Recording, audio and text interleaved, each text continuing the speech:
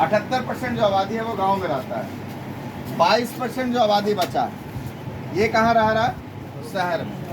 ठीक है, अब इस 22% में भी कहानी ये है कि जो शहर में रह रहे हैं तो 2 टाइम खाते हैं तो तीसरा टाइम खाने के लिए सोचते हैं। सही बोल रहा हूँ? यस। तो 2 टाइम खा रहे हैं तो तीसरा टाइम खाने के लिए सोच रहे हैं। आप और हम उस देश में जी रहे हैं। समझिएगा थोड़ा सा, इस 145 करोड़ में लगभग 75 करोड़ ऐसे लोग हैं जो 18 साल से ऊपर हैं, किसी न किसी काम के लायक हैं, वो काम करना चाह रहे हैं। ऐसे कितने लोग हैं? 75 करोड़, जिसमें से 40 करोड़ महिलाएं हैं जिनको काम चाहिए, जिसमें से और जो आबादी बची ये सब कुछ ना कुछ काम करना चाह रहे हैं। लेकिन अपने यहाँ कहानी ये है कि इस 145 करोड़ में मात्र 13% भारतीय ग्रेजुएट हैं। पढ़ाई लिखाई की अगर हम बात कर लें तो मात्र 13% लोग ही ग्रेजुएट हैं। उसमें से भी कोविड से पहले हर चौथा ग्रेजुएट बेरोजगार था, कोविड के बाद हर दूसरा ग्रेजुएट बेरोजगार है। ये डाटा मेरा नहीं है, ये डाटा भारत सरकार के सांख्यिकी डिपार्टमेंट का है। समझ में आ रहा है? अब ये कहानी है जिस देश में आप जी रहे हैं। यहाँ की जो पर कैपिटा इनकम है वो कितनी है? अगर आप देखिएगा एक आदमी के का जो मिनिमम इनकम कितना है? 10 6-7 हजार की लाख है, हजार। मतलब यहाँ ये बता रहे हैं कि पर कैपिटा इनकम हमारे यहाँ 6,000-7,000 ऐसा कुछ है। सरकार भी बोल रही है कि 365 दिन में कितने दिन की गारंटी है? 100 दिन का गारंटी है ना, 100 दिन के काम का गारंटी है। बाकी 265 दिन क्या करिएगा पता नहीं। अब ये सब क्यों हुआ? ये सब चीज़ों के पीछे एक बहुत बड़ा कारण है, वो है पॉपुलेशन, आबादी। समझ में आ रहा है? Yes sir. आबादी एक बहुत बड़ा कारण है। कोई भी सरकार आ जाए, क्या सबको नौकरी लग सकता है? नहीं सर। ये हम सबको पता है अच्छी तरीके से। कितनी भी सरकारों को बदल लीजिए कोई फर्क पड़ने वाला नहीं है। अब यहाँ पे है क्या? तो सरकारों ने क्या बोलना शुरू किया कि भैया काम मांगने वाला मत बनिए, काम देने वाला बनिए। समझ में आ रहा है? काम देने वाला मांगने वाला मत बनिए, ना काम देने वाला बनिए। अब आते हैं हम उस पॉइंट पे कि काम मांगने वाला ना बने, काम देने वाला बने। तो बनेंगे कैसे काम देने वाले? हमारे पास क्या वो स्किल है? क्या हम फैक्ट्री लगा सकते हैं? नहीं। क्या हम कुछ ऐसा काम कर सकते हैं जो लोगों को काम दे पाए? नहीं। अब जब मैं बातें करूं, मैं जब पढ़ाई कर रहा था मैनेजमेंट का, तो उस वक्त हमारे एक डायरेक्टर थे, उन्होंने एक मैसेज दिया था कि ज़िंदगी का भी मौका दे तो इस लायक मत बनो कि पढ़ लिख के नौकरी कर सको, ज़िंदगी का भी मौका दे तो इस लायक बनो कि पढ़े लिखो को नौकरी दे सको। ये बातें ऊपर से पार हो गई थी। उस वक्त बैठे बैठे मैं यही सोच रहा था जो आज आप सोच रहे हैं कि अपनी तो कमाई का मानदे हैं, दूसरों को हम कहाँ से दे सकते हैं? ये सुनो, अपना तो पेट भर नहीं रहा है, हम दूसरों का पेट भूख के बारे में कैसे सोच सकते हैं? सही बोल रहा हूँ सर? एक चीज समझिए सीधा सीधा, एक भूखा आदमी कभी भी दूसरे के पेट के बारे में नहीं सोच सकता। समझ में आ रहा है? एक कमजोर व्यक्ति कभी भी मजबूत समाज का निर्माण नहीं कर सकता। अगर मजबूत समाज का निर्माण करना है तो सबसे पहले किसको मजबूत बनना पड़ेगा? इधर उंगली करिए। इधर सर। किसको? खुद को। आप दूसरों को मजबूत करके खुद मजबूत नहीं हो सकते। पहले खुद को मजबूत करना पड़ेगा, तभी आप दूसरों को मजबूत कर सकते हैं। समझ में आ रहा है? तो आप उस जगह पे हैं। अपना जो एजुकेशन सिस्टम है, उस एजुकेशन सिस्टम में हम लोग पढ़े क्या? यहाँ वीरेंद्र सर हैं, यहाँ इकबाल सर हैं, ये लोग पढ़ाते हैं, टीचर हैं। क्या पढ़ाते हैं? ये पढ़ाते हैं कि प्रोटोजोआ और अमीबा क्या है, यही पढ़ाते हैं। ये पढ़ाते हैं कि प्लासी का युद्ध कब हुआ, ये पढ़ाते हैं कि बाबर भारत में कब आया, ये पढ़ाते हैं कि सम्राट अशोक कौन कौन युद्ध जीते, जैसे नो ये पढ़ाते हैं कि पानीपत का युद्ध कब हुआ। यही पढ़ाई होता है, जैसे नो। आप समझिए इसको। विनोद सर बैठने दीजिए, आके बैठ जाएंगे चुपचाप, थोड़ा सा सब बैठ जाएंगे आप। अब इस पढ़ाई का आपके जीवन से कितना बड़ा असर होगा मैं आपको समझाना चाहता हूँ। ये पढ़ाई करके मतलब आपका जो एकेडमिक एजुकेशन है, इसको लेके अगर आपको नौकरी नहीं लगी तो उस पढ़ाई से आप 5,000 रुपए भी नहीं कमाने लायक रहेंगे। नहीं सर। एम आई राइट? Yes sir. अगर किसी को शक है तो आप बोलिए। नो।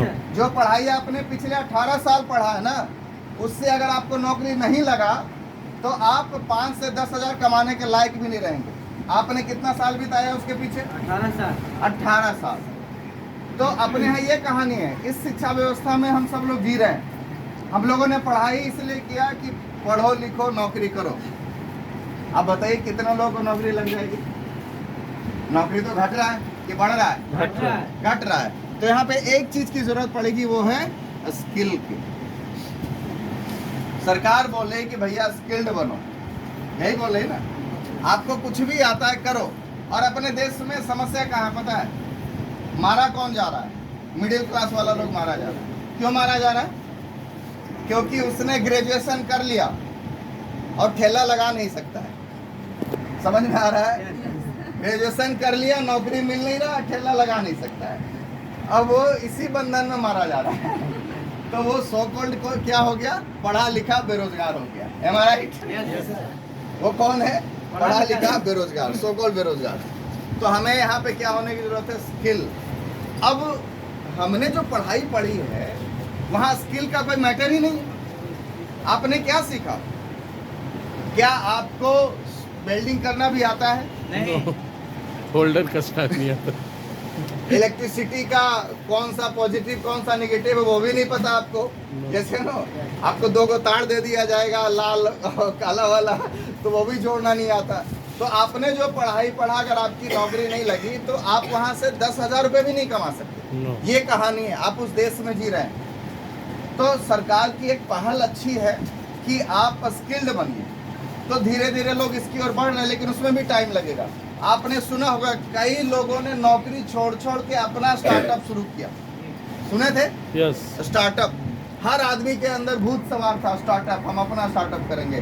कोई आईआईएम का नौकरी छोड़ दिया, कोई आईआईटी का नौकरी छोड़ के क्या कर रहे हैं? स्टार्टअप। अपना स्टार्टअप कर रहे हैं। लेकिन मैं आपको एक आंकड़ा बताना चाहता हूँ, उसमें से 70% स्टार्टअप फेल्योर रहे। कितने? 70%। ये मैं नहीं बोल रहा हूँ, ये सरकार का आंकड़ा है। आप समझिए, एक आदमी घुस तो गया, लेकिन वो उसमें से 70% स्टार्टअप फेल्योर रहे। रीजन क्या था? कि वो क्या नहीं थे? स्किल नहीं। उनको उसका अनुभव नहीं था, स्किल नहीं थे, बहुत सारा चीज था जिसकी वजह से वो फेल्योर रहे। अब इतनी सारी चैलेंजेस है, ये तो है। अब दूसरे चैलेंजेस पे हम बात करते हैं। नए भारत का निर्माण कैसे होगा? जब हमारा सोच ऐसा हो कि हम पढ़ लिख के नौकरी कर सकें। नए भारत का निर्माण कैसे होगा? जब हमारा सोच है कि हम क्या, हमारी सोच क्या है? मैं आप लोगों से पूछना चाहता हूँ, आपने पढ़ाई किया, 18 साल 17 साल पढ़ाई किया, क्यों पढ़े? जॉब के लिए। हाँ? जॉब के लिए। नौकरी के लिए। नौकरी करके क्या करिएगा? पैसा कमाएंगे। पैसा कमा के क्या करिएगा? हाँ? खर्च करेंगे। मतलब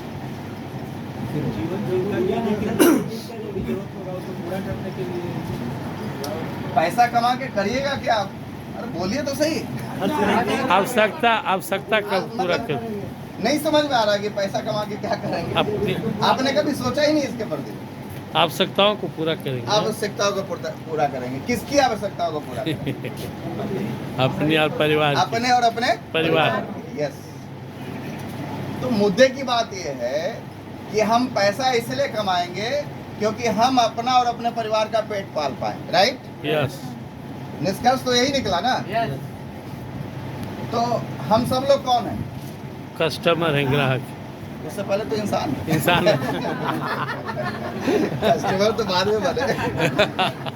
हम सब लोग इंसान हैं। इंसान है जी।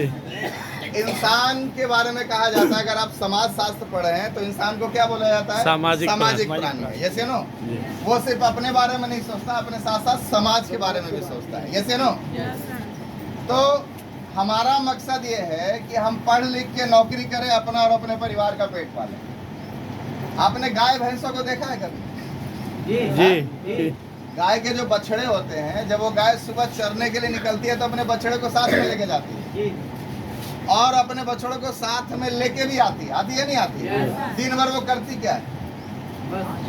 अपना और अपने परिवार का पेट पालती है। समझ में आ रहा है? जी आपका भी मकसद वही है, उसका भी मकसद वही है।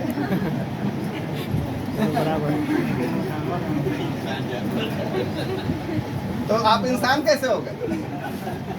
मकसद तो सेम ही है ना। यस सर तो ऊपर वाला अगर आपको 2 पैरों के जगह पे 4 पैरों पे भी भेजता है तो क्या गलती करता कोई गलती नहीं है? जब दोनों का मकसद वही है, हम इंसान है तो हमारा मकसद अलग होना चाहिए, नहीं होना यस चाहिए? सर हमारे पास सोचने के लिए दिमाग है या नहीं है? यस जानवर के पास नहीं है क्या? है, कम है।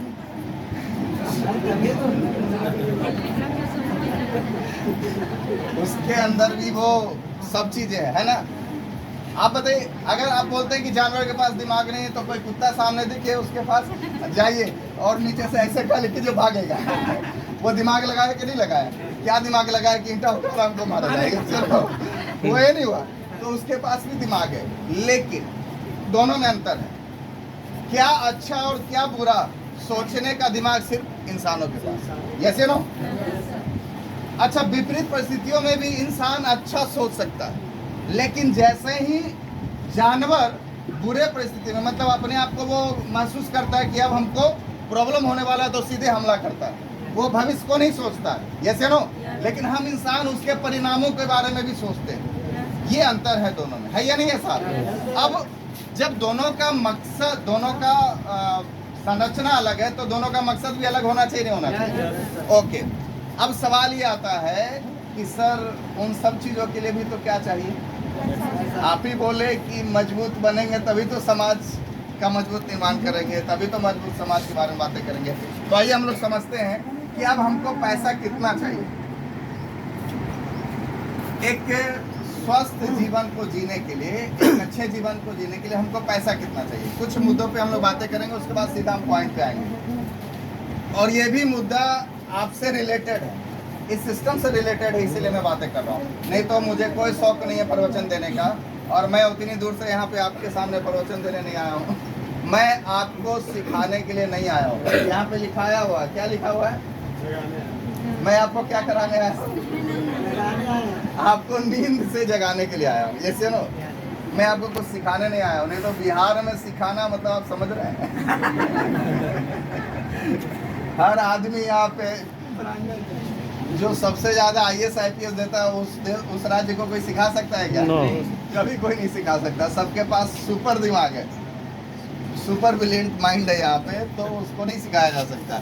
चलिए, तो मैं भी बिहारी ही हूँ, तो मुझे भी पता है कि क्या है यहाँ पे। तो आइए हम लोग समझते हैं थोड़ा सा कि जरूरत क्यों है इस सिस्टम का। नए भारत के निर्माण पे सिस्टम काम कर रही है। 3 मकसद है हमारा। पहला, स्वास्थ्य रक्षा। क्या हम सब लोग स्वस्थ रहना चाहते हैं? यस सर कितने लोग रहना चाहते हैं? कितने लोग चाहते हैं कि जब तक जिए, बुढ़ापे तक भी हम अपने पैरों पे चलते रहें, किसी का सहारा लेने की जरूरत ना पड़े? और जो हाथ नहीं खड़ा कर रहे हैं वो क्या चाह रहे हैं कि उनकी बहू आएगी, बेटा दामाद काम करेगा, उनकी डंडा मार के भगा देगा। समझ में आ रहा है? इस भ्रम में मत रहिए। गया वो पुराना जमाना कि बेटा पुतो आएगा तो हमारा सेवा करेगा। तो सेवा के चक्कर में मत रहिए, अपना पैर पे खड़े रहने का काम करना है। ये नो, तो हमें स्वस्थ रहना है, लेकिन क्या हम सब लोग स्वस्थ हैं? नहीं हैं? नहीं यहाँ पे मैं आपको इतना दावा कर सकता हूँ सर कि मैक्सिमम लोगों के साथ जो समस्या क्या क्या है, हर आदमी के घर में गैस्ट्रिक की समस्या, शुगर है, BP, कोलेस्ट्रॉल, है थायराइड, है हार्ट अटैक, है कैंसर, है ये सब चीजें अब हर घर में होने लगा। हर दूसरे तीसरे चौथे पांचवे घर में आपको कोई ना कोई बीमारी मिल जाएगा। सही बोल रहे हैं, गलत बोल रहे हैं? ये समाज से ही जुड़ा हुआ है, अपने ही समाज से जुड़ा हुआ है। और इन सब चीजों का कारण क्या पता है? हमारा खान पान। क्या है हमारा खान पान? हमारा खान पान, हम खा क्या रहे हैं? हमारे खान पान में कहानी क्या हो गई, थोड़ा सा समझते हैं। हमारे खान पान में पानी हम लोग खा रहे हैं, पानी हम लोग पी रहे हैं, वाटर, कार्बोहाइड्रेट, फैट। आपको भूख लगेगी, अभी मान लिया 2 बज रहा, भूख लगेगी तो क्या करिएगा? बाजार में जाइएगा, आपके पास 50 रुपया है, क्या खाइएगा? 2 समोसा 2 मिर्चा।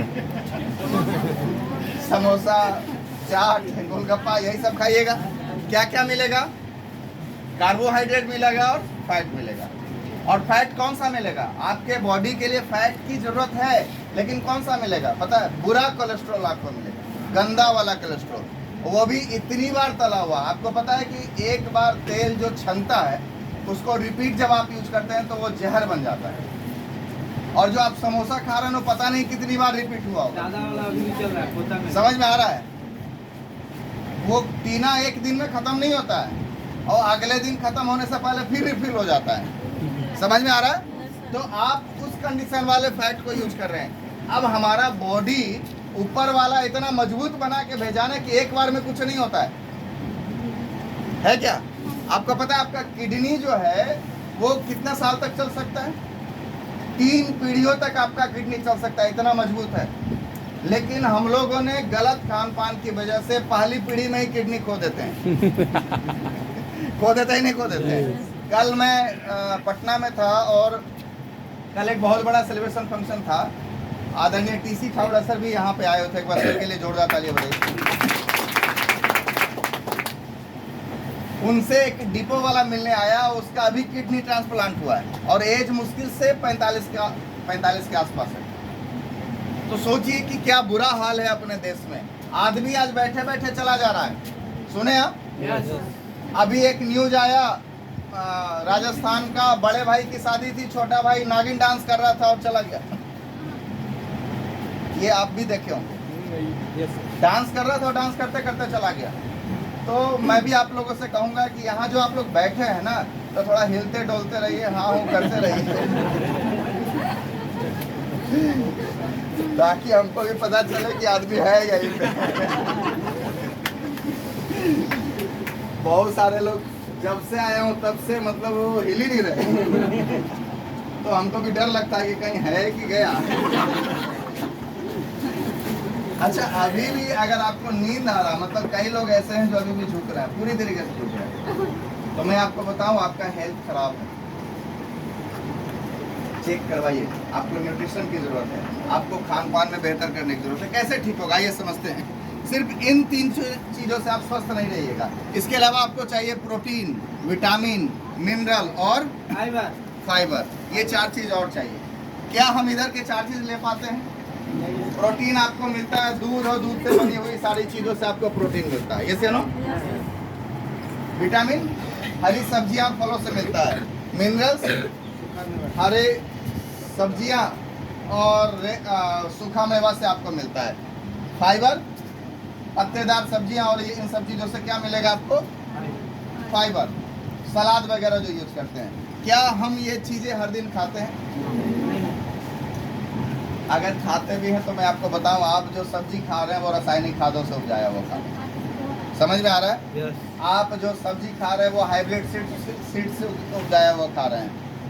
कद्दू कौन सा खाते हैं जो सबसे चिकना दिखे? ओरिजिनल है कि डुप्लीकेट है? सीधा होना चाहिए। आप जो खीरा खा रहे हैं वो हाइब्रिड है। आप जो सलाद यूज कर रहे हैं सब चीज़ हाइब्रिड है। सब चीज़ हाइब्रिड है और सब चीज़ रासायनिक खादों से उपजाया हुआ है।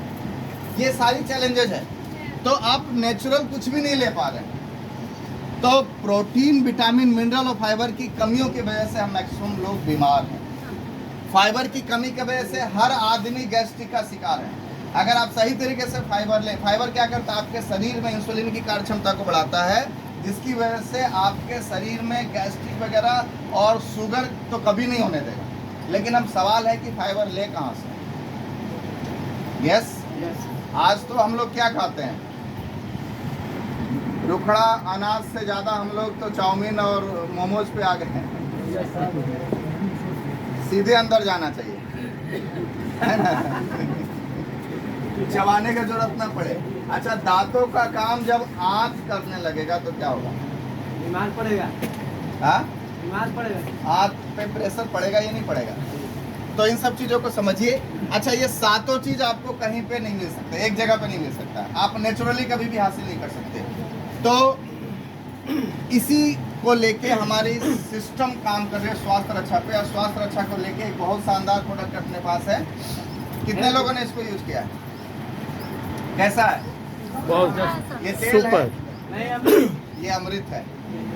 आपके परिवार से गैस्ट्रिक नाम की बीमारियां गायब कर देगा। दूसरा अपने पास क्या है? गामाओजोल। ये क्या करता है? हंगामा आपके बॉडी में जितनी भी बीमारियां हैं उन सारे बीमारियों का अकेला इलाज है गामाओजोल।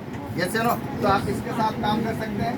इसके अलावा अपने पास स्पेशलाइज्ड प्रोडक्ट है न्यूट्रीचार्ज मैन, पुरुषों के लिए डेली सप्लीमेंट जो आपके खाने में रह गई कमियों को ये पूरा करता है। न्यूट्रीचार्ज मैन अगर आप ये लेंगे तो आपके खाने में कमियां रह गई तो उसको पूरा करेगा। जब कमियां पूरी हो जाएगी तो आपका बॉडी कभी बीमार पड़ेगा क्या? नहीं। कभी नहीं बीमार पड़ेगा। आपको पता है हमारे पुराने लोग 100 साल, 109 साल, 105 साल जी के गए, जिए या नहीं जिए? हमारी दादी अभी डेथ की है, 98 इयर्स की थी, अभी डेथ की है। हमारे परदादा को मैंने देखा है, हमारी परनानी को मैंने देखा है। आप में से कितने ऐसे खुशनसीब हैं जो ये मौका आप लोग को मिला परदादा, परदादी, परनानी को देखने का? एक को इनको मिला है मुझे मिला है। समझ में आ रहा है? तो ये सब क्यों है? क्योंकि उनका खान पान अच्छा था। हमारा खान पान, आप में से कई ऐसे लोग हैं जो अपने पोते को भी नहीं देख पाते हैं। जी पर पोता तो छोड़ दीजिए, पोते को भी नहीं देख पाते। ये कहानी है या नहीं है? यस अब समझिए, एक डेली सप्लीमेंट है महिलाओं के लिए, न्यूट्रीचार्ज वोमेन। न्यूट्रीचार्ज वोमेन क्यों जरूरत है? एक टूल्स हम लोग के बीच है जो ये 10 रुपए का है आपके पास। इससे क्या होगा? ये बुक इसमें दिया गया है। एक तो इसमें मासिक धर्म के बारे में बताया गया, दूसरा बुक है हेमोग्लोबिन के बारे में। हेमोग्लोबिन की आवश्यकता हर महिलाओं को क्यों है, क्या नीड है, ये सारा कुछ इस बुक में अवेलेबल किया गया है। कल ही ये प्रोडक्ट लॉन्च हुआ है और हर महिलाओं के लिए न्यूट्रीचार्ज वोमेन, इसलिए मैं ये कह सकता हूँ कि हर महिलाओं के लिए न्यूट्रीचार्ज वोमेन एक रामबाण है। रामबाण मतलब इसमें 28 विटामिन मिनरल्स है, 6 बोटेनिकल्स है, इसके अलावा 13 फाइटोन्यूट्रिएंट्स फलों के सत्व हैं जो आपको अंदर से सुंदर बनाएगा। देखिए, 2 पौधे आप लगाइए, एक पौधे को ऊपर से पानी डालिए, दूसरे पौधे को जड़ में पानी डालिए, मजबूत कौन होगा? जड़ वाला। हाँ, जड़ वाला। तो ब्यूटी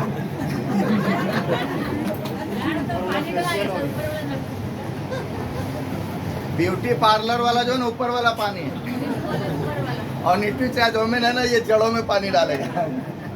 तो आपका अंदर से निखार कौन लाएगा? Nutricharge women. समझ में आ रहा है? हर महिला की जरूरत है ये न्यूट्रीचार्ज वोमेन।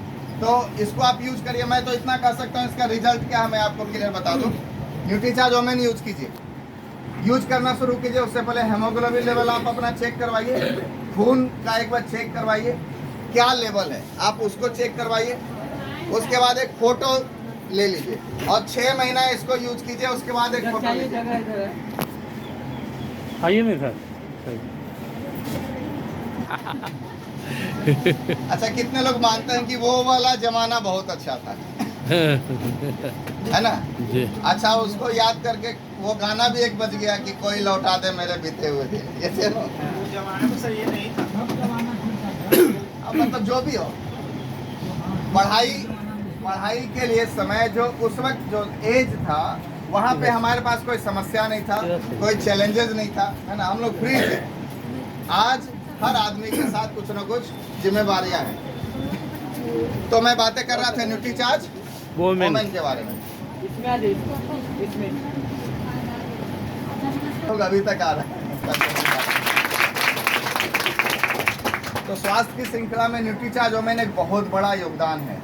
मैं तो इतना दावा कर सकता हूं सर, हर महिलाओं की जरूरत है। किशोरियों और महिलाओं की पहली जरूरत है न्यूट्रीचार्ज। आपके घर का इंजन कौन है आपको पता है? लेडीज लोग। आपके घर की महिलाएं, माताएं, बहनें, जो भी हैं, ठीक है? आप बीमार पड़ जाइएगा, कोई फर्क नहीं पड़ेगा। इधर से बीमारी हो गया तो भोजन पर पूरा आपका। घर अस्त व्यस्त हो जाता है। आप सोचिए, सुबह का नाश्ता आपको कौन देगा, दोपहर का खाना कौन देगा, बच्चों को कौन संभालेगा, पूरा मामला बिगड़ जाएगा। इससे तो न्यूट्रीचार्ज वोमेन एक बेस्ट प्रोडक्ट है। अगर आप चाहते हैं कि आपके परिवार का इंजन मजबूत रहे तो न्यूट्रीचार्ज मैंने उसको कंटिन्यू इस्तेमाल करवाएं। Thank you. तो स्वास्थ्य की दिशा में हम लोग काम कर रहे हैं। दूसरा है क्या, स्वावलंबन। स्वावलंबन है, स्वावलंबन पे हमारी कंपनी काम कर रही है, हमारी सिस्टम काम कर रही है। स्वावलंबन की दिशा में क्या काम हो रहा है थोड़ा सा हम लोग समझते हैं। आपको पता है कि आपका परिवार चलाने के लिए क्या क्या चाहिए? 2-3 सवाल अब मैं करने जा रहा हूँ जिसको आप बहुत तेजी से आंसर करिएगा। पहला, हम सब लोग इंसान हैं। Yes.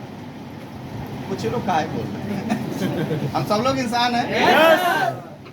कोई भ्रम है? नहीं। भ्रम है तो बोलिए।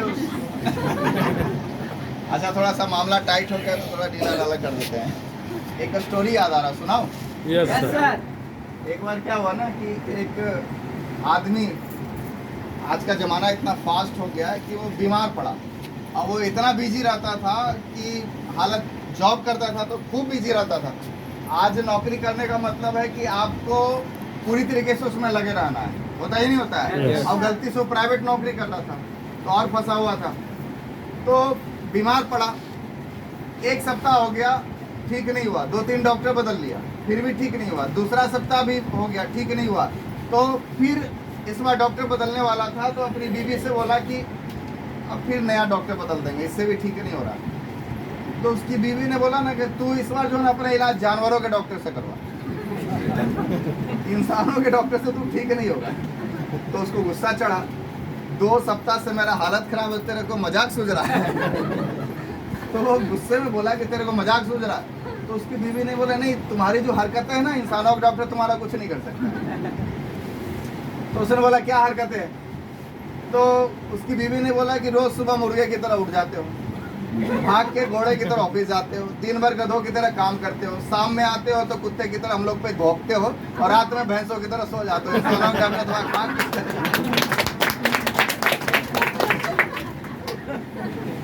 अब आगे कुछ नहीं बोलेंगे हम। समझ में आ रहा है? तो इंसान की स्थिति ऐसी है कि वो अपने आप को मशीन बना लिया। वो लगता है कि हम बिजी हैं और बेवजह बिजी है। मैं आपको एक चीज कहना चाहता हूँ, अगर आपके पास समय नहीं है, क्या नहीं है? समय। मेरे को ऐसे बहुत सारे लोग मिले जिन्होंने बोला, मैं जिनको प्लान दिखाने जाता था और जिनको मैंने बोला कि आज 15 मिनट का समय लगेगा, उसने बोला आज तो हमको मरने का समय नहीं है। ऐसा मिलते ही नहीं मिलते। Yes, sir. तो मैं तो ऊपर वाले से बस यही दुआ करता हूँ कि भगवान इसको फुर्सत मत देना, नहीं तो पहली फुर्सत में मर ना जाए। तो एक चीज नोट कीजिए आप लोग, समय का ना होना आपके जीवन का समस्या है, अचीवमेंट नहीं। क्या है? समस्या समस्या या अचीवमेंट है? समस्या है आप सर। कितना काम करते हैं कि समय नहीं है? कितना काम करते हैं? टाटा की तरह 200 फैक्ट्री आप चला रहे हैं क्या? नहीं। अंबानी की तरह 200-300 फैक्ट्री चला रहे हो? इधर समय नहीं। और आप इन लोगों से पूछिएगा, इन लोगों का इंटरव्यू देखिएगा कभी। टाटा, रतन टाटा आज किस एज में है आपको पता है? 85 प्लस है, 85 प्लस है।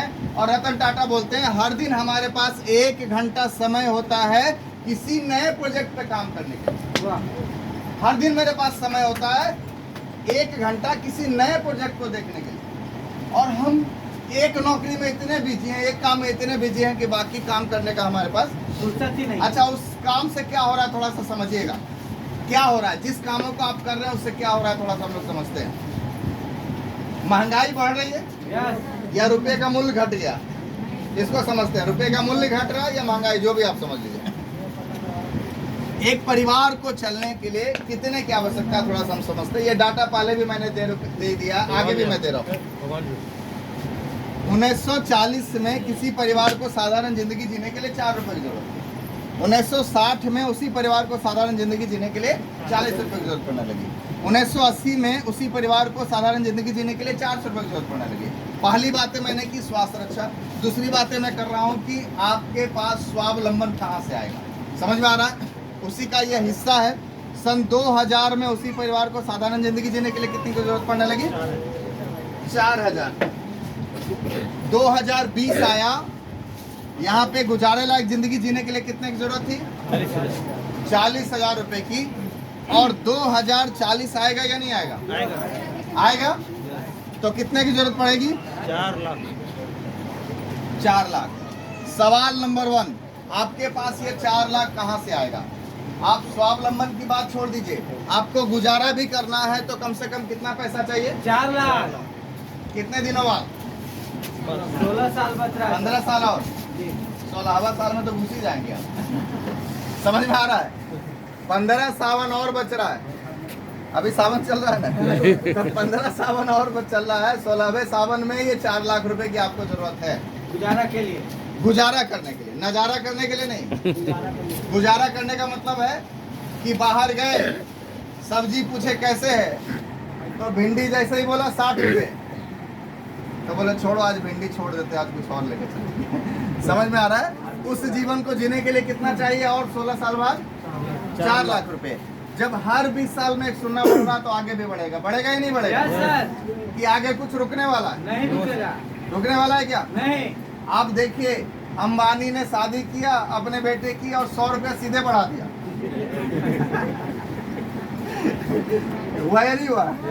अच्छा, वो 1 लाख करोड़ रुपया खर्च किया ऐश मौज पे, अब वो वसूलेगा कहाँ से? हम लोगों से। किससे वसूलेगा? हम लोगों से। आपके पास कोई ऑप्शन भी नहीं है। समझ में आ रहा है? ओके, तो ये महंगाई बढ़ रही है नहीं बढ़ रही? यस। तो ये 4 लाख रुपए आपको जीवन काटने के लिए चाहिए, जीने के लिए नहीं चाहिए। सवाल ये है कि आएगा कहाँ से? आएगा कहाँ से? आप जिस काम को कर रहे हैं और 15 साल करते रह गए, तो क्या ये 4 लाख आएगा? नहीं आएगा। आएगा? नहीं आएगा। आएगा ना, कुछ तो बोलिए। नहीं। आएगा? नहीं आएगा। तो क्या करना चाहिए? मत करिए आरसी, मैं आरसी की बात ही नहीं कर रहा हूँ। मैं आपसे सवाल पूछना चाह रहा हूँ कि आप जिस रास्ते पे चल रहे हैं, 16 साल बाद और चलते रह गए तो हम इस मंजिल को नहीं पा पाएंगे। तो हमको क्या करना चाहिए? आप इसको ऐसा समझिए, मसौड़ी से आपको दिल्ली जाना है, ठीक है? और मसौड़ी से दिल्ली आपको 24 घंटे में पहुंचना है, और आप यहाँ से गया, जहानाबाद गया होते हुए रास्ता पकड़े, और आपको लगा कि बीच में एक जाम है, और इतना हैवी जाम है कि 24 घंटे छोड़िए, अगर उस रास्ते से गए तो 24 दिन में भी हम नहीं पहुंच पाएंगे। तो आप क्या करते हैं? दूसरा ट्रैक बदलते हैं। क्या करते हैं? दूसरा कि दिल्ली जाना छोड़ देते हैं? नहीं सर। रास्ता बदलते हैं नहीं बदलते हैं? तो हमको क्या करना है? हम ये नहीं बोल रहे कि रास्ता छोड़ दीजिए, आप जो कर रहे हैं उस काम को छोड़ दीजिए। मैं ये कहना चाह रहा हूँ, अगर इस रास्ते पे चल के हमको ये मंजिल नहीं मिलेगा तो हमको पैरेलली एक दूसरा ऑप्शन भी तलाशना चाहिए, नहीं तलाशना यस चाहिए? सर। समझ में आ रहा है? यस। ये कब तलाशेंगे? जब कुछ हो जाएगा तब तलाशेंगे। नहीं सर। अभी तो कुछ नहीं हुआ सर, होने दीजिए ना, देखते हैं जो होगा देखा जाएगा। ऐसा कुछ होगा? नहीं। तो मैं आपको एक चीज बताना चाहता हूँ, एक बिल्ली जब किसी कबूतर को दबोचने के लिए दौड़ती है ना, तो वो कबूतर तो पहले भागने का कोशिश करता है, लेकिन जिस वक्त उस कबूतर को लग जाता है कि अब वो बिल्ली से नहीं बच पाएगा, तो डर के मारे अपनी आंखों को बंद कर लेता है। लेकिन होता क्या है, वो अपनी आंखों को बंद करता है, उसको लगता है कि मुझे कुछ नहीं दिख रहा, तो उसको ये भी लगता है कि बिल्ली को भी कुछ नहीं दिख रहा होगा, लेकिन धीरे धीरे वो बिल्ली उसकी तरफ आती है, उसको चट कर जाता है। मैं भी आपको कहना चाह रहा हूँ, कहीं आप लोग भी उस कबूतर की तरह अपनी आंखों को तो बंद नहीं कर दिए। ये भविष्य रूपी बिल्ली आपकी ओर बढ़ रहा है और एक दिन आपको चट कर जाएगा। समझ में आ रहा है? बाय द वे, ताली बजाने वाली बात नहीं थी, ये गहन सोचने वाली बात थी। आप तो मजा कर रहे हैं। आने वाले में हमारा बुरा हाल होने वाला और हम मजा कर रहे हैं। तो आप समझिए कि आपको चाहिए कब समझेंगे? 2 ऑप्शन है, या तो समय से पहले समझ जाइए, या फिर लात लगने के बाद तो समझना पड़ेगा। क्या अच्छा रहेगा? पहले ही समझ जाएंगे सर।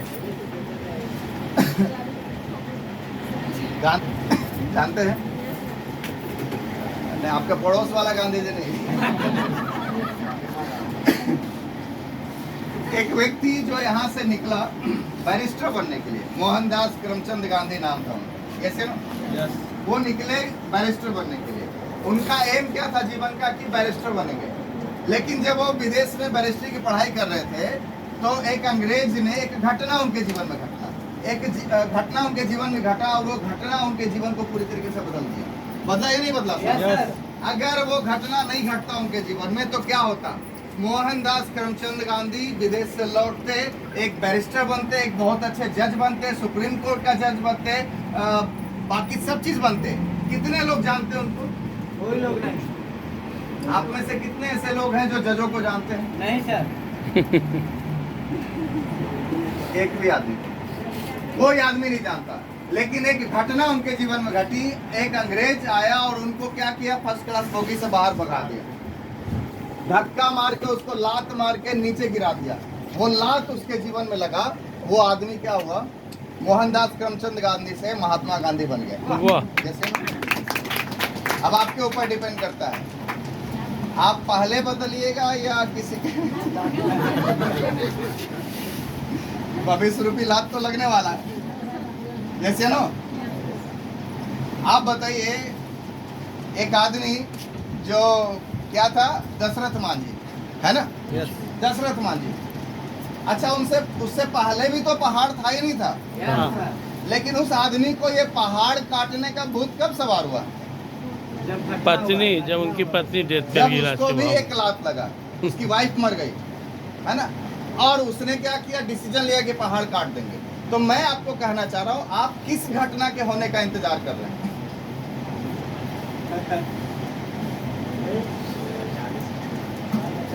2040 आने का इंतजार कर रहे हैं। हम तब तक नहीं सुधरेंगे जब तक कि लात नहीं लगेगा। हम जब तक नहीं सोचेंगे जब तक कि लात नहीं लगेगा। तो समय से पहले बदलना ज्यादा अच्छा है। यस या नो? Yes sir. ये बढ़ रहा है। अगर आपको ये भरोसा नहीं है तो मैं आपको एक उदाहरण देता हूँ, 2-3 उदाहरण देता हूँ। आप बताइए कि आज से 20 साल पहले दूध कैसे मिलता था? दूध कैसे लीटर? 4-5 रुपए। आज कैसे मिलता है? 50 रुपए, 60 रुपए। 60 रुपए लीटर दूध मिलता है आज। 20 साल पहले सोना कैसे मिलता था? 5,000 रुपये, पता है आपको? 5-6। 4-5 हजार रुपए का 10 ग्राम मिलता था ना सर? आज कैसा मिलता है? 50-60 हज़ार। 70,000 रुपए। 55-60 वाला जमाना गया। समझ में आ रहा है? 70,000 के आसपास आ गया सोने का कीमत। आप इसको समझिए, हर 10 साल में एक सुन्ना बढ़ जाता है।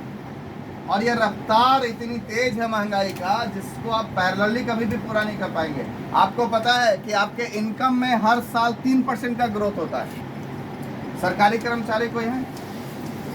सरकारी कर्मी यहाँ परवीन सर हैं, रेलवे प्रोटेक्शन फोर्स में हैं सर, और आरपीएफ की नौकरी करते हुए एक अच्छी खासी हैंडसम सैलरी है इनकी, फिर भी आरसीएम क्यों कर रहे हैं? यहाँ वीरेंद्र सर हैं, सरकार इनको अच्छी हैंडसम सैलरी देती है। यहाँ हाँ इकबाल इकबाल सर हैं, इनको भी सरकार हैंडसम सैलरी देती है, लगभग 1 लाख के आसपास की इनकम है, फिर ये आरसीएम क्यों कर रहे हैं? आप समझिए इन चीज़ों को। आपका इनकम ग्रोथ हर महीने का 3% का है, और आपका महंगाई का ग्रोथ पता है कितने का हर महीने? 6%। हाँ? 6 से 10%। 6 से 10%। 7%, मतलब 10% तो खुदरा महंगाई रेट जी। लगभग 10% के आसपास है। जी।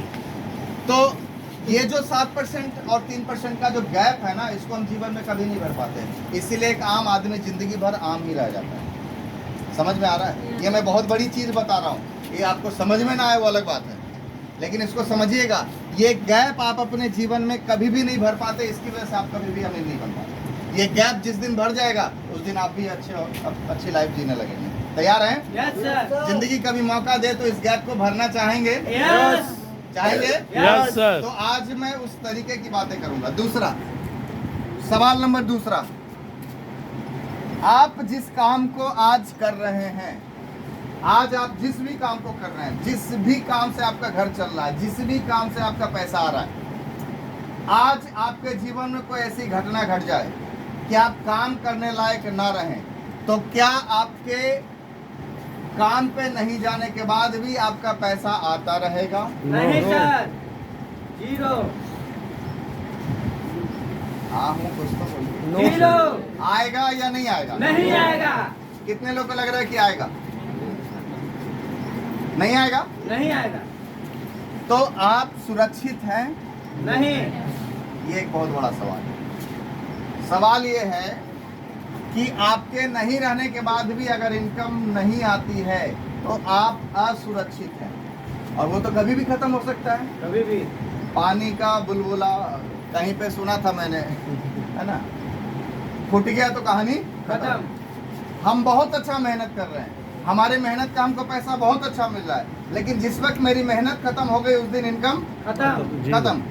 तो क्या आपको कभी जीवन में मौका मिले कि पैरेलली हम 1 से 2 घंटा चुराएं, 1 से 2 घंटा चुरा के एक ऐसा काम भी शुरू करें जहां पे जब तक मैं काम करूं तब तक तो पैसा बढ़ के आए ही आए, जिस वक्त मैं काम करना बंद कर दूं उस वक्त भी हमारा इनकम बढ़ते हुए क्रम में आए, तो कैसा रहेगा? झकास बहुत रहेगा, सुंदर। अच्छा रहेगा? यस समझना चाहते हैं उसको? यस जानना चाहते हैं?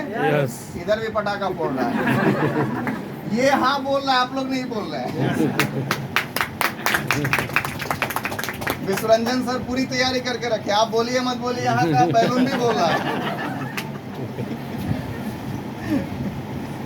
तो इन दोनों सवालों के जवाब अगर हाँ में चाहते हैं, एक तीसरा सवाल है और बहुत आपको चुहाने वाला होगा। एक काम करिए, आज जाइए अपने बच्चों से पूछिएगा, एक सवाल कीजिएगा कि बेटा तुमको अगर माँ बाप चुनने का अधिकार होता, मतलब ऊपर वाला पूछता कि बेटा बताओ तू किसके घर में जाएगा, तो उससे पूछिएगा कि क्या तुम मुझे चुनता। अच्छा, ऐसा अगर बुरा मतलब ठीक नहीं लग रहा तो इसको बदलते हैं थोड़ा सा। आज आप अपने घर में जाइए, ठीक है, वहाँ पे 3 फोटो लगाइए, 1 2 3, चलिए एक और फोटो लगा दीजिए, 4, ठीक है। एक में मुकेश अंबानी को रख दीजिए, ठीक है। एक में सचिन तेंदुलकर को रख दीजिए, एक में मोदी जी को रख दीजिए, वो भी एक पावरफुल आदमी है ना। या किसी को भी आपको जो लग रहा है कि मेरा कोई ऐसा कोई मकसद नहीं है, आप इसको समझ लीजिएगा। और एक में आप अपना रख दीजिए, यू, ठीक है। चारों फोटो सामने रखिए और एक सवाल पूछिए उससे कि बेटा तुमको अगर मौका मिलता इसमें से बाप चुनने का तो किसको चुनते?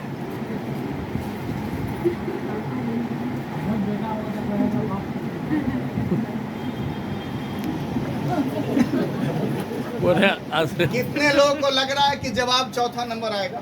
नहीं आएगा सर।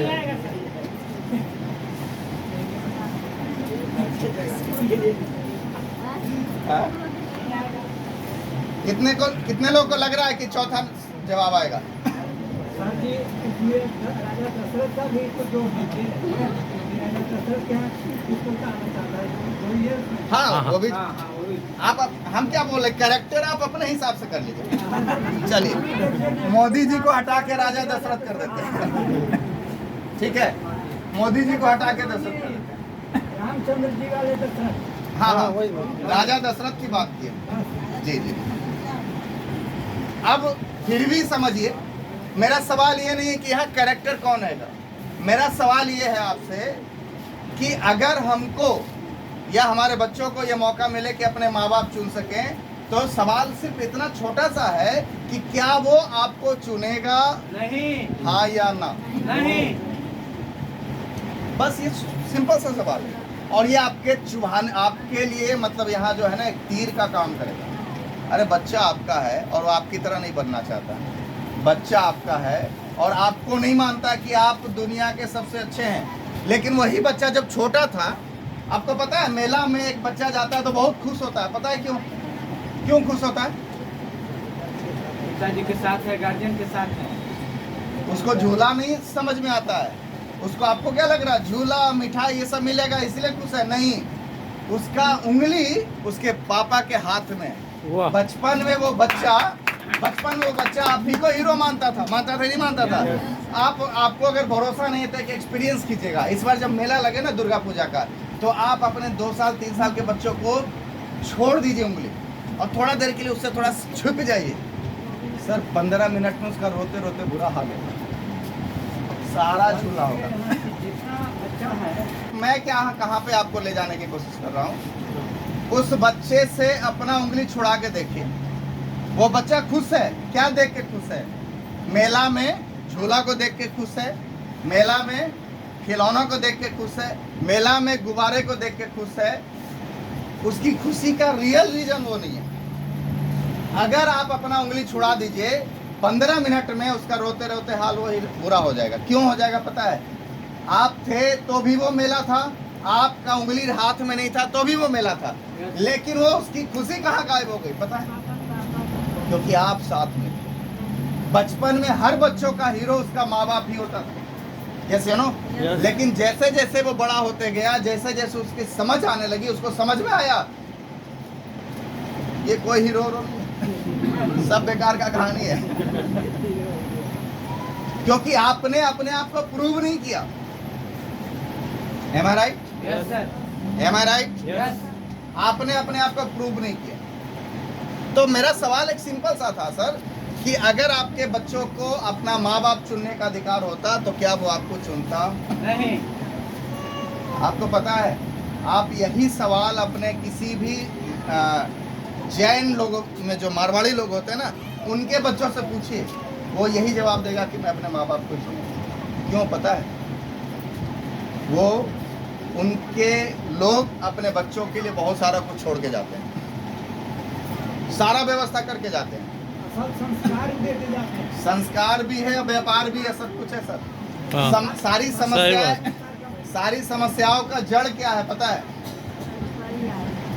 सही बात। एक जाएगा जब आपके पेट में भूख लगा होगा। ये हकीकत है, मैं प्रैक्टिकल बातें कर रहा हूँ। ना होवे भजन भूखे पेट भजन ना होवे गोपाला, ये ले तेरी कंठी माला। ये है या नहीं है? तो अपने भूख को शांत करना बहुत जरूरी है। अब ये सब चीजों को कहाँ से कर सकते हैं? अब आते हैं हम पॉइंट पे। पॉइंट क्या है?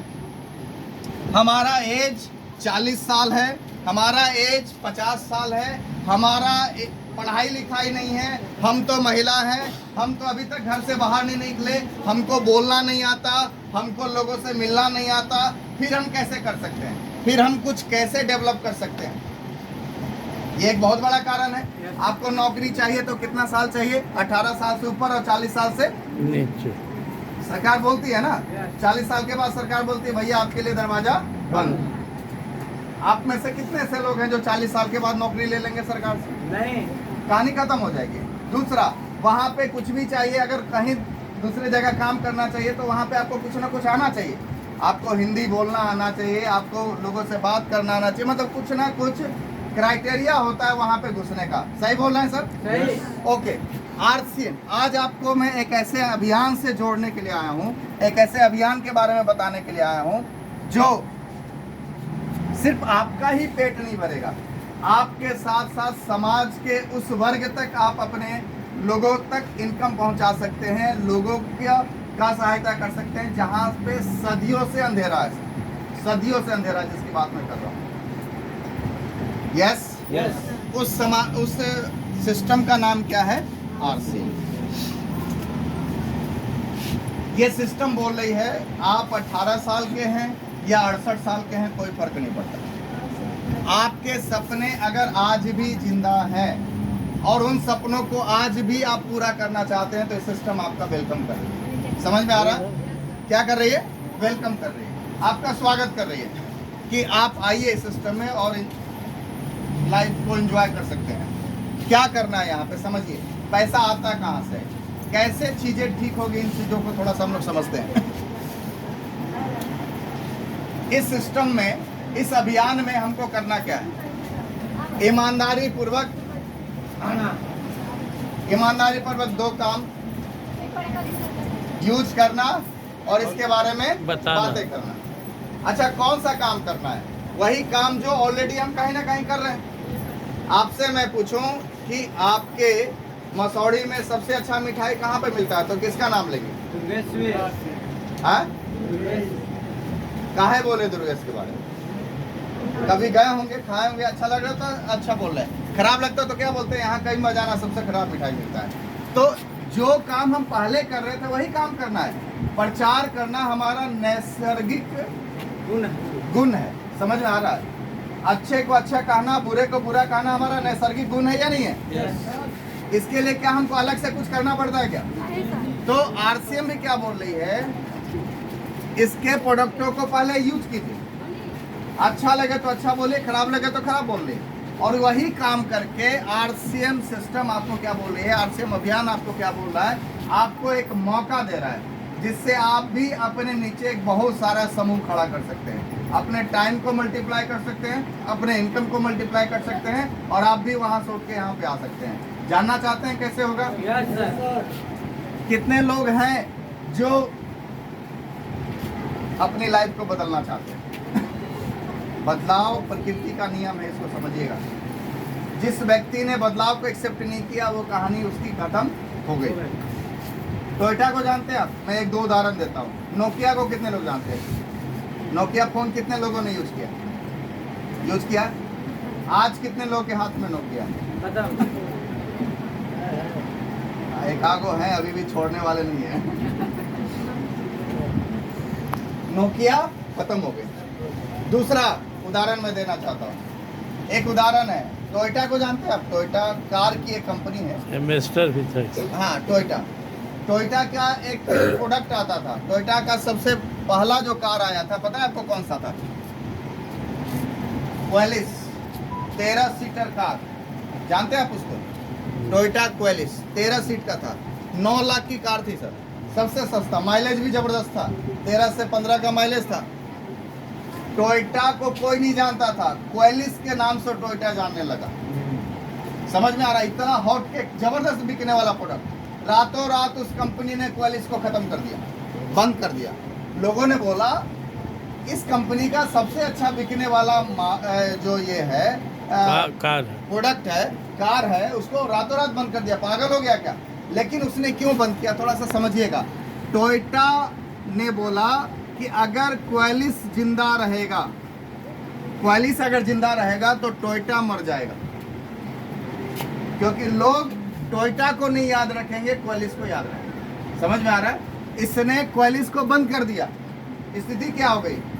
10 लाख के कार को इसने बंद किया और इसने इनोवा लाया और 18 लाख का इनोवा बिकना शुरू हो गया। समझ में आ रहा है? अगर क्वेलिस जिंदा रहता तो इनोवा कभी भी नहीं बिकता, और आज फॉर्च्यूनर तो बिल्कुल भी नहीं बिकता। यस या नो?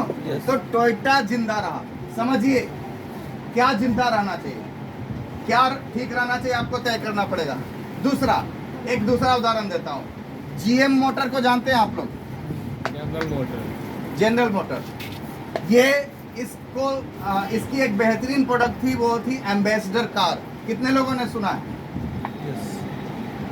आज से 20 साल पहले, 30 साल पहले चले जाइएगा तो प्रधानमंत्री भी उसी में चलते थे, राष्ट्रपति भी, मुख्यमंत्री, राज्यपाल सब उसी में चलते थे। आज कितने लोग चलते हैं एम्बेसडर पे? बंद हो गया, खत्म हो गया। आपको पता है जनरल मोटर इंडिया से भी गायब हो। जनरल मोटर ने एम्बेसडर को बंद नहीं किया, एम्बेसडर तो गया ही गया, जनरल मोटर को भी लेके गया। समझ में आ रहा है? परिवर्तन को समझने का कोशिश कीजिए। समय के साथ अगर आप परिवर्तन को नहीं समझते हैं तो आप खत्म हो जाइएगा। समझ में आ रहा है? ये परिवर्तन ही है। आज जो पंखे के नीचे हम लोग बैठे हैं ये परिवर्तन ही है। आज जो हम लोग बल्ब जला रहे हैं वो परिवर्तन है। बिजली आया, लोगों ने विरोध किया, गैस आया, लोगों ने विरोध किया, हर नई चीजों का लोगों ने विरोध किया। तो ये भी जो सिस्टम है ना, जिसको हम लोग नेटवर्क मार्केटिंग बोलते हैं, ये भी सिस्टम का लोगों ने विरोध किया, विरोध कर रहे हैं। लेकिन इतिहास क्या बोल रहा है? विरोध कभी भी नहीं जीता, जीता तो सिर्फ और सिर्फ परिवर्तन जीता। यस या नो? तो ये भी परिवर्तन होकर रहेगा, आप समझिए इसको। सन 2000 में आरसीएम आया, उससे पहले 1996 में नेटवर्क मार्केटिंग भारत में आया।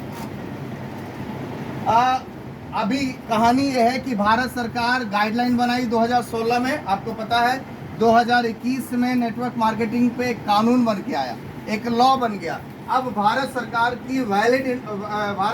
के नियमों के हिसाब से चलने वाली वैलिड इंडस्ट्री बन गया ये सिस्टम। समझ में आ रहा है? अब आपको ये नहीं बोलेगा कि आप फंसने फंसाने के धंधे में, एक इंडस्ट्री बना के दे दिया भारत सरकार ने इसको। अब इसका रिजल्ट क्या है मैं आपको बताऊं। अभी हम लोग लगभग 21,000 करोड़ के टर्नओवर के साथ है। नए भारत के निर्माण की जब बात हो रही है तो समझिएगा इसको, 21,000 करोड़ का टर्नओवर है। सरकार ये बोल रही है, केपीएमजी का रिपोर्ट ये बोल रहा है कि 2045 आते आते हम लोग 3 लाख करोड़ के टर्नओवर को क्रॉस करेंगे और पूरी दुनिया में नंबर 1 होगा हमारा। वाह, क्या बात। ये आंकड़े मेरे नहीं है, ये आंकड़े केपीएमजी के हैं, सरकार के अंग का है, उसको समझिएगा। अब 3 लाख करोड़ का टर्नओवर होगा, ये 3 लाख करोड़ का टर्नओवर अगर आरसीएम से नहीं होगा तो किसका होगा? रिलायंस, पतंजलि, अडानी, टाटा, इन्हीं सब किसी का होगा। अगर इन लोगों का होगा तो इसमें से कितना पैसा इस आखिरी व्यक्ति के पास जाएगा, जिसको हम लोग ग्राहक बोलते हैं? 1 भी रुपया नहीं। कितना पैसा आएगा? एक को भी नहीं। आप 500 का रिचार्ज करवाते हैं, आपके घर में कितना पैसा आता है? 0 कुछ आता है क्या? 1 रुपया भी नहीं आता। आप एक साबुन खरीदते हैं, आपके घर में कितना पैसा आता है? 0 आता है। आइए समझते हैं।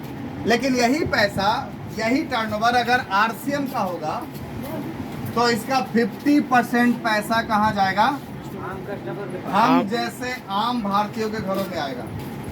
समझ में आ रहा है कितना बड़ा बदलाव है, कितना बड़ा चेंज ला रहा है ये सिस्टम, नए भारत के निर्माण की ओर बढ़ रहा है। ये 1.5 लाख करोड़ रुपया वापिस हम जैसे आम भारतीयों के घरों में आएगा। लेना चाहते हैं? यस। लेना चाहते हैं? Yes. किसके पास आना चाहिए? अपने पास या इन लोगों के पास ही रह जाना चाहिए? आरसीएम के पास। तैयार हैं? तो अगर अपने पास लाना चाहते हैं तो इसके लिए सिस्टम बोलिए 2 काम आपको बस करना है। क्या 2 काम? पहला 2 काम। पहला काम करना है आपको यूज करना है। क्या करना है? किसका? प्रोडक्टों का यूज करना है। प्रोडक्टों का यूज करना। प्रोडक्टों का यूज करेंगे तो क्या फायदा होगा समझते हैं। आप आरसीएम नहीं भी करेंगे तो भी खर्चा होगा या नहीं होगा? होगा। कितने ऐसे लोग हैं जो आरसीएम ना करें, उनके जीवन से खर्चा गायब हो जाए? हाँ? खर्चा तो होगा ही। खर्चा किसी भी स्थिति में होगा। समझिए कितना खर्चा हो जाता है। नए लोग कोई हैं जो परिवार चला रहे हैं और पहली बार इस तरह की मीटिंग में आए? बोलिए। इधर है। कितना खर्चा हो जाता है आपके यहाँ महीना का, रोजमर्रा की जरूरतों पे? 10-12 सर 18 प्लस मतलब 18, 12, 15 अगर एवरेज ले तो 15 आएगा, लेकिन इसको भी कम कर देते हैं, 10 ही कर देते हैं। 10,000 रुपये का खर्चा मान लिया अगर आप करते हैं तो 1 साल में आपका खर्चा कितना है? 1,20,000। अब एक इंसान समझिए कि कितना खर्चा करता है। औसतन अगर वो 70 साल जिए, 20 साल की पढ़ाई लिखाई की जिंदगी को छोड़ दें, 30 साल का छोड़ दीजिए, 30 साल की जिंदगी को छोड़ दीजिए, तो भी 40 साल वो करता क्या है? कमाता है, अपने और अपने परिवार का पेट पालता है। यस या नो? तो अगर 1 साल में हमारा खर्चा 1,20,000 का है तो 40 साल में हमारा खर्चा कितना जाएगा? हाँ 50 लाख क्या? 40 साल में कितना जाएगा? 50 लाख सर। 50 लाख नहीं, खर्चे का कैलकुलेशन थोड़ा अलग है। हर 10 साल में हमारा खर्चा सीधे डबल हो जाता है। तो 1 ऐसे ना? करोड़ जी। अब समझिए पहले 10 साल में खर्चा 12 लाख था, दूसरे 10 साल में 12 दूनी, तीसरे 10 साल में 24 दूनी, और चौथे 10 साल में टोटल जोड़िए 96, 24, 120 और लगभग 180 लाख के आसपास आपका खर्चा होगा। लगभग 2 करोड़ के आसपास आप खर्चा करिएगा मात्र 40 सालों में। लगभग 2 करोड़ रुपए के आसपास खर्चा करिएगा। अब समझिए सर, ये 2 करोड़ का खर्चा अगर आप आरसीएम करिएगा तो भी होगा, नहीं करिएगा वो भी होगा। होगा ही नहीं होगा? Yes sir. आप हमें बताइए अगर आरसीएम नहीं करिएगा तो आपको 2 करोड़ का क्या मिलेगा? बाहर वाला आपको क्या क्या देता है? कुछ भी नहीं। 180 करोड़ का प्रोडक्ट देगा, और क्या देगा? ओरिजिनल है कि डुप्लीकेट है इसकी भी गारंटी आप नहीं दे सकते। तीसरा नुकसान क्या है? टैक्स की चोरी हो रहा है वहां पे। चौथा नुकसान और कोई फायदा नहीं है। आप काम कर रहे हैं, फायदा किसी और को हो रहा है। अब इसकी सिर्फ दिशा अगर हम आरसीएम की ओर मोड़ दें तो आप समझिए 180 लाख का 15% का सीधा छूट, तो 2 करोड़ का 15% कितना हो गया? 30 लाख का बचत सीधा हो गया। दूसरा आपका ओरिजिनल सामान मिलेगा, तीसरा क्या मिलेगा? टैक्स पे बिल मिलेगा आपको। चौथा क्या मिलेगा? 180 लाख का जो बिजनेस बनेगा। अभी तक बिजनेस किसी और का बनता था तो प्रॉफिट किसका? किसी और का। अब ये बिजनेस आपका बनेगा तो प्रॉफिट भी आपका। लगभग 1 करोड़ के आसपास बिजनेस बनेगा, उसका 2% से 22% तक रिटर्निंग। हम 10% भी मानते हैं तो 1 करोड़ का 10% 10 लाख और कितना हो गया? इस 40 लाख को बचाने के लिए हमको क्या करना है? सिर्फ दुकान बदलना है, क्या बदलना है? सिर्फ दुकान। क्या बदलना है? दुकान बदलना है। डिटॉल लगाएंगे, लेकिन डिटॉल नाम लिखा हुआ नहीं लगाएंगे, डेटमेक्स लिखा हुआ लगाएंगे। बस इतना करना है। तैयार हैं? यस तैयार हैं? Yes sir. हम आपको नहीं बोल रहे हैं कि आप डिटॉल साबुन मत लगाइए। एंटीसेप्टिक साबुन होता है, डिटॉल तो एक कंपनी है, समझ में आ रहा है? आप अगर कॉलगेट बोलते हैं तो वो पेस्ट होता है, कॉलगेट तो एक कंपनी है, समझ में आ रहा है? यस। तो एंटीसेप्टिक साबुन आप वहाँ भी लगा रहे हैं, वही एंटीसेप्टिक साबुन आपको आरसीएम भी दे रही है। लेकिन उसमें और इसमें अंतर क्या है? वहाँ खरीदेंगे 45 रुपए का और यहाँ खरीदेंगे 32 रुपये। कौन सा लेना है? 32। आपको सोचना है। 45 रुपए में 1 रुपया भी आएगा नहीं, और 32 रुपए का खरीदेंगे, पीछे पीछे 2 रुपए वापस आएगा। कौन सा लेना है? कौन सा लेंगे? आरसीएम वाला। तो आपको सोचना है। तो फिर क्यों नहीं खरीदते? किसका इंतजार कर रहे हैं? किस लाभ के लगने का इंतजार कर रहे हैं? यहाँ बोलते हैं लोग कि 10,000 का खर्चा है, 15,000 का खर्चा है, और जब हम पिकअप सेंटर जाते हैं, हम अपना जब परचेजिंग लिस्ट चेक करते हैं, तो मसौड़ी वालों का जो खर्चा का कहानी ये है, किसी का बिलिंग हुआ है 500 का, किसी का 300 का, किसी का 100 रुपए का, ये कहानी है। तो सबसे बड़ा फायदा क्या है पता है? आरसीएम ज्वाइन करते ही आपका खर्चा सीधे 10,000 से घट के 100 रुपए में आ जाता है। आपका घर 10,000 के जगह पे 100 रुपए में चलना शुरू हो जाता है। कितना बड़ा फायदा है, सोचिए आप। इससे बड़ा फायदा कहीं मिलेगा? 9,099 का बचत। समझ में आ रहा है? ओके, अच्छा, बात यहीं तक नहीं है। कंपनी बोल रही है हर 6 महीने की खरीदारी करने पे, 6 महीने जैसे ही आप हमारे यहाँ खरीदारी करते हैं, 7वां महीने हम आपको उतना बिजनेस वॉल्यूम का फ्री प्रोडक्ट देंगे। जैसे अगर आप 10,000 का सामान खरीदते हैं तो 5,000 का बिजनेस बनता है आपका आरसीएम बिजनेस में। समझ में आ रहा है? ये 6 महीना लगातार खरीदारी कीजिएगा तो 7वां महीना कंपनी आपको 5,000 का सामान भी फ्री दे देगी। तो हर साल कितना बार फ्री मिलेगा? 2 बार। तो 5 दूनी कितना हो गया? 10,000। 10,000 का हर साल और फ्री में मिलेगा सामान। तो जोड़ दीजिए 40 साल में। समझ में आ रहा? और कितना बढ़ेगा? कितने लोगों को फ्री सामान मिला है इस बार? अभी तक कितने लोगों ने लिया है? देखिए, ये सब लोग आप ही के आसपास के लोग हैं। सबको हम बुलाएंगे तो 2 घंटा उसी में बीत जाएगा। अच्छा, कितने लोग को 1500 से ज़्यादा का सामान कितने लोग को फ्री में मिला? 1500 वाले इतने लोग जिनको फ्री में प्रोडक्ट मिला है, देख लीजिए एक बार। जोरदार ताली बजाइए, बजाइए। अच्छा, जिनको फ्री मिला है, एक्स्ट्रा भी कुछ किए थे क्या? नो, क्या क्या किए थे? कुछ नहीं। हाँ?